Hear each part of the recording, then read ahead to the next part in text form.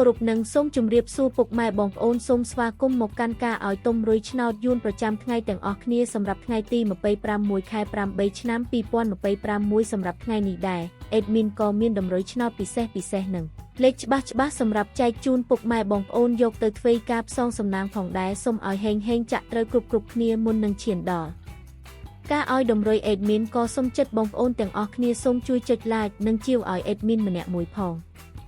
ដើម្បីមានភាពងាយស្រួលក្នុងការតាមដានតម្រុយឆ្នោតយួនជារៀងរាល់ថ្ងៃនិងក៏ជាកម្លាំងចិត្តឲ្យអេដមីនក្នុងការធ្វើតម្រុយឆ្នោតចែកជូនបងប្អូនផងដែរតោះកុំឲ្យខាតពេលយូរយើងចូលមកកាន់តម្រុយឆ្នោតយើងនៅថ្ងៃនេះវិញម្ដងសម្រាប់លេខតូច2លេខយើងអេដមីនមានលេខ68លេខ72លេខ15លេខ99សម្រាប់ប៉ុស ABCD ចំណែកលេខអូសខ្ទង់យើងវិញអេដមីនមានដូចជាលេខ10អូសនឹងលេខ60អូសផងដែរចូលមកកាន់លេខធំយើងវិញអេដមីនក៏មានលេខ152គុណលេខ725គុណនិងលេខ583គុណផងដែរចាសសម្រាប់វីដេអូតម្រុយឆ្នោតយើងនៅថ្ងៃនេះក៏បានឈានមកដល់ទីបញ្ចប់ហើយនាងខ្ញុំក៏សូមជូនពរបងប្អូនទាំងអស់គ្នា